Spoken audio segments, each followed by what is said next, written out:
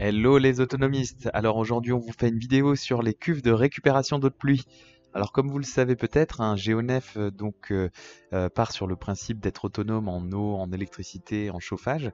Et donc pour être autonome en eau, du coup il faut accueillir des cuves à l'arrière du bâtiment qui vont donc être alimentées par la toiture de la maison. Et donc du coup pour ce faire on a préparé les emplacements des cuves pour qu'elles soient vraiment à niveau, qu'elles soient stabilisées sur un terrain qui soit vraiment dur et qu'il n'y ait pas de problème de tassement après coup. Donc là, comme vous pouvez le voir à l'image, on a donc fait venir des cuves en plastique. Alors on a fait le choix du plastique, c'est un peu pour des questions budgétaires et aussi pour des questions de manipulation parce que les cuves béton sont très très lourdes à manipuler. C'est des cuves donc en plastique alimentaire. On a 5 fois 5000 litres de récupération. Donc ça peut paraître un peu surdimensionné, mais on est dans une région où on peut connaître des étés, comme c'est le cas cette année, où il ne pleut pas pendant 3-4 mois. Donc on a préféré anticiper éventuellement avec le réchauffement climatique et toutes ces choses-là, on a préféré surdimensionner la capacité en eau.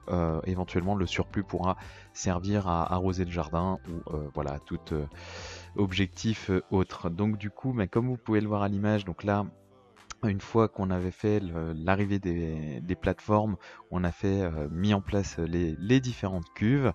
Ensuite, on a remblayé les cuves tout en prenant le soin de bien les remplir au fur et à mesure du remplissage pour éviter la déformation de ces dernières.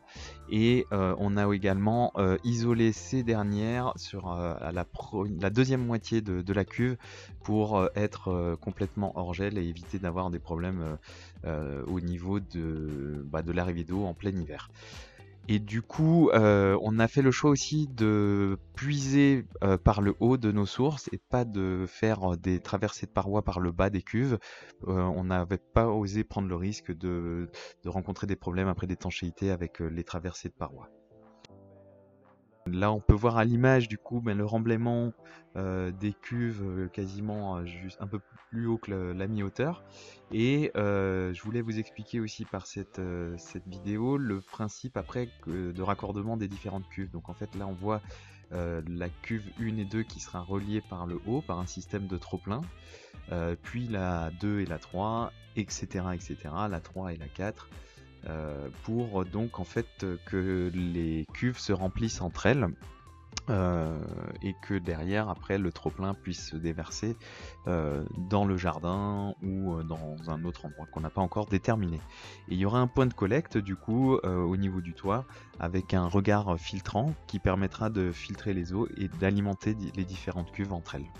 Et donc ensuite, ces différentes cuves arriveront dans le local technique par l'arrivée donc de ces 5 gaines et on aura également ces 5 gaines qui permettront de vérifier les niveaux des différentes cuves couplées à une électrovanne qui permettra de fermer l'arrivée d'une cuve qui serait vide. Et bien sûr après il y aura tout un système de filtration avec une filtration charbon actif, céramique, etc. qu'on verra certainement dans une prochaine vidéo une fois que l'on aura installé notre local technique. Voilà les autonomies, je vous le laisse en images avec la préparation de la dalle, en musique et en bonne humeur avec l'équipe de Choc. Allez, à très bientôt pour une prochaine vidéo. Ciao ciao. Avec ton rythme.